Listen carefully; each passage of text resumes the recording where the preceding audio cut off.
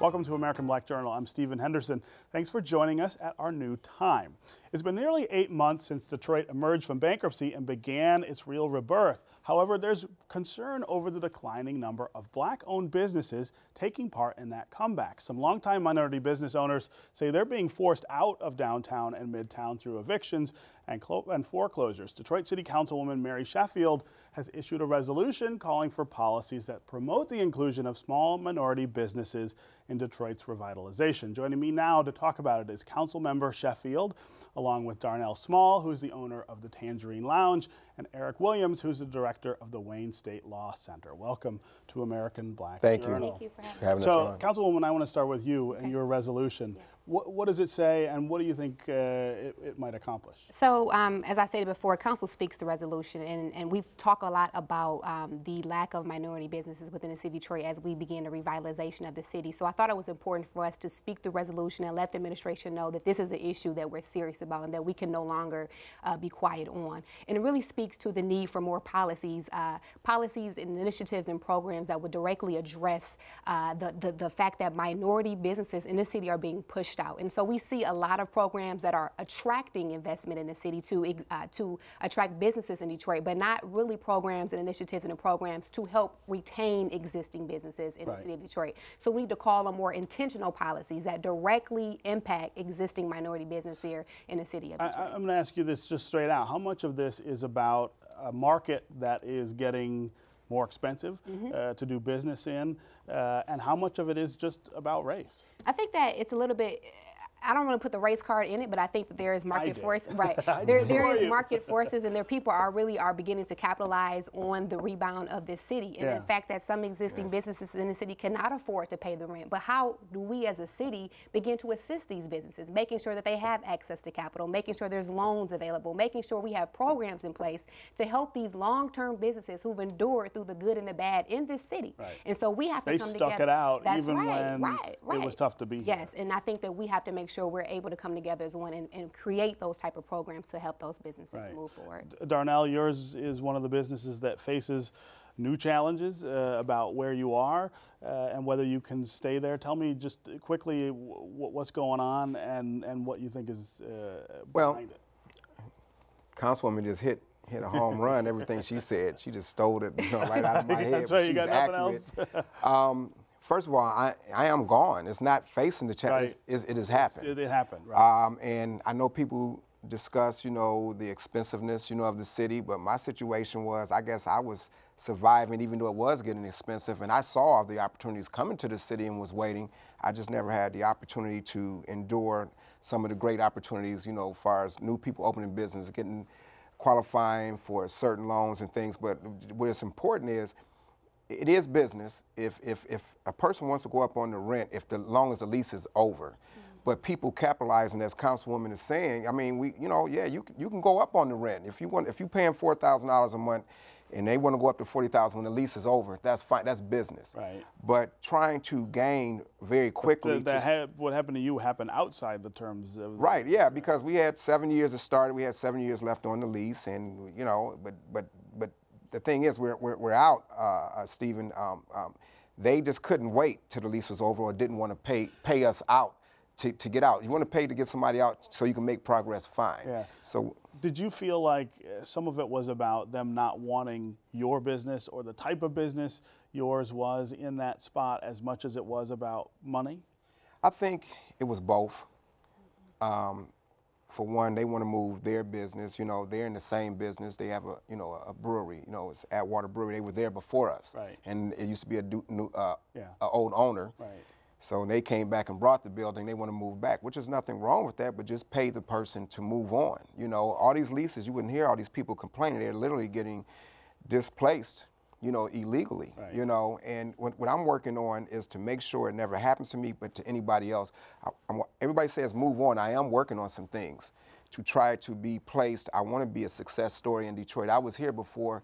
If it wasn't for people like me, the great things that are going on in the city, you wouldn't have the Dan Gilbert or the Illiges. We sustained the city in our small part. And nobody else was interested. It's just like if everybody, you have tenants in Bedrock. I think it's great. They are full But if all those tenants just left, you know, that's a problem, you know, and you can come after somebody who leaves, so it should work both ways.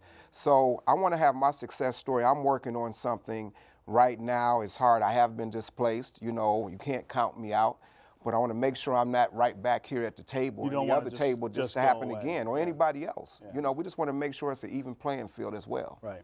Eric, I know you have started a program to try to help small businesses, minority and otherwise, just sort of deal with the challenges of being a small business in the city, get started and grow. That's really, it's still very, very tough to do that. No, it certainly is. And part of the problem is, of course, capitalization. So small businesses in the city face real capitalization problems, in part because if you're starting a small business, your biggest asset that you're going to use as collateral is your home. And so, of course, when you're comparing businesses started by people who live in the city versus people who live outside in the suburbs. You got real disparity. Yeah, there's a real disparity. So the suburban small businesses automatically have an advantage. They have access to more capital. Right, simply by virtue of living outside the city, right? Nothing else. The other problem, of course, is that if you're living in a community where you don't have a lot of people in your immediate circle who are, you know, lawyers, who are accountants, who have previously run a business, who are familiar with how zoning and permitting operate, you don't have that informal network, and you may not be aware of the formal network that would actually help you avoid making a lot of the committing a lot of the mistakes that ultimately undermine a lot of small businesses.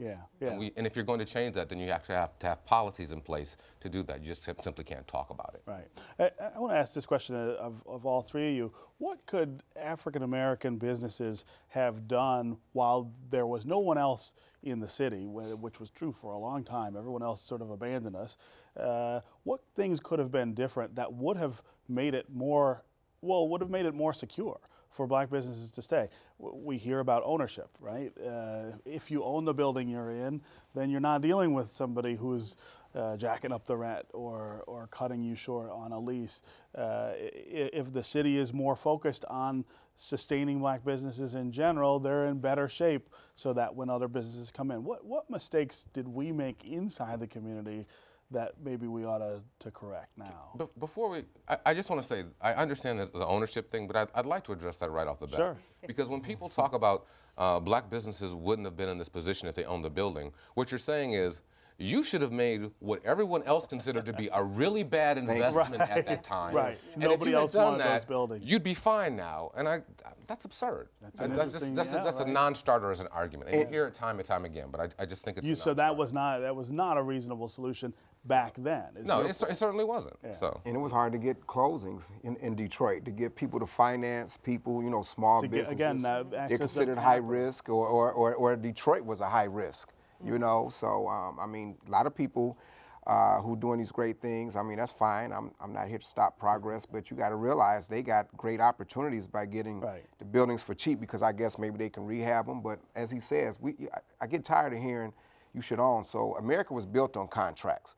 In my situation, I'm not trying to drive it down the thing. I've never missed a month's rent. I've never been late.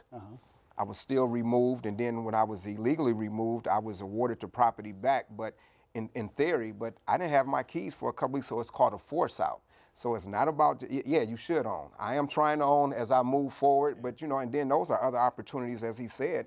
It's not easy to say in Detroit somebody's going to finance this, or you know, for this price. But if you're paying a lease, that lease, you're obligated to it. You can't break that lease, but it should work both ways. And so I would just touch on it and just say that in general, I think local businesses, if they had been better at strategic planning and really looking at long-term, because we know that Detroit was in a situation that it was in only for a short amount of time, and that we were going to eventually rebound. And so that they needed to probably plan a little bit better for this revitalization that we're in, but then also make sure that we're holding our local government accountable. Well, see, that's and making sure that there are intentional, again, policies that are directly helping them for the rebound and revitalization of this city. How agile can city government even be, though, with restrictions like Prop 2, the constitutional amendment that says you can't consider race in any sort of government policies. What can city government do to try to help black businesses? And I'm thinking right now, we have any ideas, we have all of these different programs that are being brought to us right now at council table, but again, they are only for how do we attract businesses into the city. There is not a program that has been put before me that says this is for how we can help existing businesses that have been here, and we need to have an intentional, again, program or policy or initiatives in place that says this is for existing minority business to support them in sustaining the city of Detroit. What does the Duggan administration say when you talk to them about it? They believe that some of the programs that are in place are helping businesses, but again, that's an argument that can be made. Yeah. And just really quick on that point, I'm hoping that those conversations we can begin to have now with this resolution and moving forward. We can't talk around it anymore. We need to really deal with it directly. Yes. Sure. And us as business, I'm not of an organization. I am part of the businesses. You know, the everyday. Right. So if you want to call that an organization, we appreciate the council taking the position that they're taking because it can't keep being overlooked. Right. And again, we're not saying, these people are coming in the city. We're fine with that. We just want to be elevated. We want to elevate too. That's all. It needs to be. And that's the challenge. We want the same opportunities. We want to grow. We want to make people proud of us too. And we've been here knowing, hey, it's going to come back. Believe in it. When people abandon it, but don't lock us out. Yeah, and we believed in it before all these things have happened. We just hang in there. We tell each other, hey, come to Detroit. You know, everybody goes to the other counties like Somerset, you know, and Troy and Birmingham, but we believe in Detroit. So we Detroit. as Councilwoman said, we just felt that we should be elevated at the same time as them. I wish we could talk about this for 21 minutes, but of course we only have 30 minutes in the show, so we're out of time. Thank you all for being here. Thank you, Stephen.